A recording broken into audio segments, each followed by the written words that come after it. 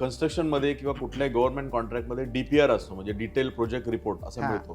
पण जेव्हा सर्व्हिस इंडस्ट्रीमध्ये आपण एखादा प्रोजेक्ट घेतो, जसं मी आता लीडरशिप ट्रेनिंग करतो, त्यामुळे it is also a project की I have to coach 30 people 40 people, आणि मग त्याचं कॅल्क्युलेट करायला ना असा डिटेल्ड एक प्रोजेक्ट रिपोर्ट नसतो की किती एक्झॅक्टली खर्च येणार आहे, किती मॅनपॉवर खर्च होणार आहे. त्यामुळे गव्हर्नमेंटमध्ये बऱ्याचदा रिपोर्ट्स अवेलेबल असतात, पण जेव्हा प्रायव्हेट सेक्टरमध्ये आपण काम करतो तेव्हा असा रिपोर्ट नसतो, आणि मग नंतर आपल्याला असं वाटतं की हे बी आपको करणे काय, हे पण करायचं आहे, हे तर आम्ही बोललोच होतो, असं होतं.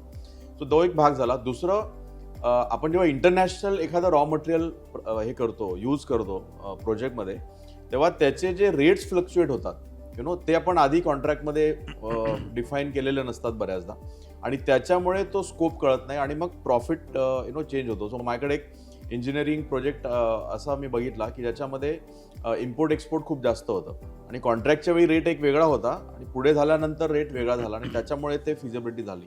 तर ह्या गोष्टींची काळजी कशी घ्यायची? सर्व्हिस इंडस्ट्रीमध्ये तर तुम्हाला ॲक्च्युली अगोदरच कॅल्क्युलेशन करावं लागतं, आणि जेवढी कॉन्ट्रॅक्ट व्हॅल्यू छोटी असते ना, कारण एका कन्स्ट्रक्शनच्या कॉन्ट्रॅक्टची व्हॅल्यू किंवा एका मॅन्युफॅक्चरिंगच्या कॉन्ट्रॅक्टच्या व्हॅल्यू याच्यासमोर सर्व्हिसेसच्या कॉन्ट्रॅक्टची व्हॅल्यू फार कमी असते. आणि सर्व्हिसेसमध्ये तुमचे मार्जिन जास्ती असतात. म्हणजे 30% ते 70% जर तुम्ही ती मार्जिन नाही केली तर सर्व्हिसचा हा बिझनेस केला नाही पाहिजे. करेक्ट. सहसा कन्स्ट्रक्शनमध्ये 15 ते 30%, आणि मॅन्युफॅक्चरिंगमध्ये सिंगल डिजिटमध्ये प्रॉफिट मार्जिन असतो, सिंगल डिजिटमध्ये, कारण तिथे व्हॉल्यूम असतो. एखादा कॉन्ट्रॅक्ट असतो 200 कोटीचा, 300 कोटीचा, 500 कोटीचा, तर त्या 500 कोटीवर 4% जरी प्रॉफिट मार्जिन असलं तरी तुम्ही 20 कोटी कमवताय. आणि तुम्हाला त्या टर्नओव्हरची व्हॅल्यू मिळते, कारण your company becomes more valuable. पण सर्व्हिसेसच्या बिझनेसमध्ये जर तुम्ही चुकलात ना, तर तुमच्याकडे ॲडजस्टमेंटसाठी स्कोप असतो, पण जिथे टेंडर बेस्ड सर्व्हिसेसच्या ॲक्टिव्हिटीज असतात ना, तिथे तुमची मार्जिन एकदम कट टू कट असते, कारण तिथे तुम्ही अभिमानासाठी घेतात. करेक्ट. ज्या गोष्टीचं टेंडर होतं ना, त्या गोष्टीला तेवढं जास्त डिमांड असतं, आणि सर्व्हिसेसमध्ये ब्रँडिंग आणि व्हॅल्युएशन फार फास्ट ग्रो करू शकतो आपण. तर तिथे जेव्हा स्पर्धा असते तेव्हा तुम्ही स्पर्धेमध्ये, मी अशा बऱ्याच लोकांना ओळखतो जे नुकसानात घेतात प्रोजेक्ट. का म्हणून?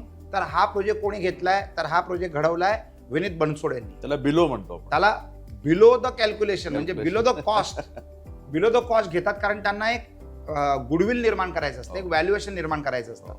तर कारणं वेगळी वेगळी असू शकतात. अनेक वेळेला आम्ही पण बिझनेस घेतो, आम्ही एका विशेष डिपार्टमेंटला शिकवायचो सरकारमध्ये, त्याच्यामध्ये आम्हाला प्रॉफिट नव्हताच, the whole cost was on us.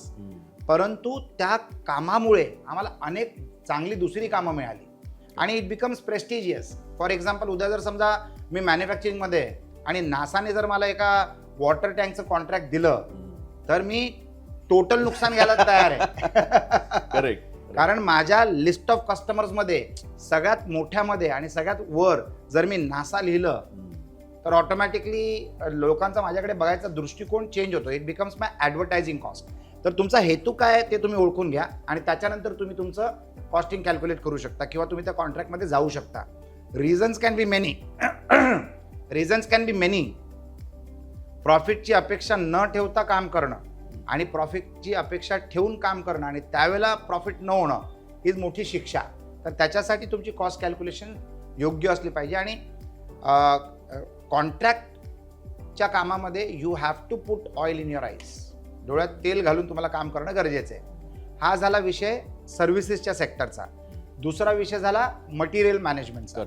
Material management किंवा मटेरियल विकत घेताना रेट कॉन्ट्रॅक्ट करणं फार महत्त्वाचं आहे. आता फॉर एक्झाम्पल, BKC आम्ही एक प्रोजेक्ट बनवतोय, कमर्शियल टावर बनवतोय, 5 बेसमेंट आहेत आणि 8 माळ्याची बिल्डिंग आहे.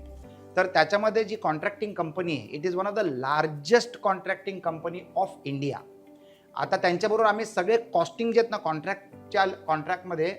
कॉन्ट्रॅक्टिंगमध्ये आम्ही सगळ्या फ्रीज केलेल्या आहेत कॉस्टिंग. हा फिक्स्ड रेट कॉन्ट्रॅक्ट असल्यामुळे वी आर सेफ, आणि काय मेजर फ्लक्च्युएशन आलं समजा सिमेंटमध्ये, रेतीमध्ये किंवा स्टीलमध्ये, तर त्याच्या धारा मेन्शन केलेल्या आहेत की किती बिलो गेलं तर आम्हाला एस्केलेशन कॉस्ट किंवा बिलो कॉस्ट आम्ही ते कॅल्क्युलेट करून ठरवलं जातं. जर एका अपेक्षापेक्षा जास्ती वाढलं किंवा एका अपेक्षापेक्षा जास्ती कमी झालं तर आम्हाला बेनिफिट होऊ शकतो, किंवा त्यांना आम्ही बेनिफिट पास ऑन करू शकतो. तर तुम्ही रेट कॉन्ट्रॅक्ट फिक्स करा. सांतेस पा कुझिन नावाचे जे माझे रेस्टॉरंट्स आहेत, तर त्या रेस्टॉरंट्समध्ये आम्ही रेट कॉन्ट्रॅक्ट फिक्स करतो व्हेजिटेबल्सचे किंवा अनेक अशा मटेरियल्सचे. जर ते रेट कॉन्ट्रॅक्ट नसलं तर मार्केटच्या फ्लक्च्युएशनमध्ये जर आम्हाला ती खरेदी मिळायला सुरू झाली तर we will end up losing. तर ती रिस्क वेंडर घेतो आणि आम्ही तो कॉन्ट्रॅक्टमध्ये तो रेट एका कालावधीसाठी आम्ही तो फ्रीज करतो, फिक्स करून टाकतो.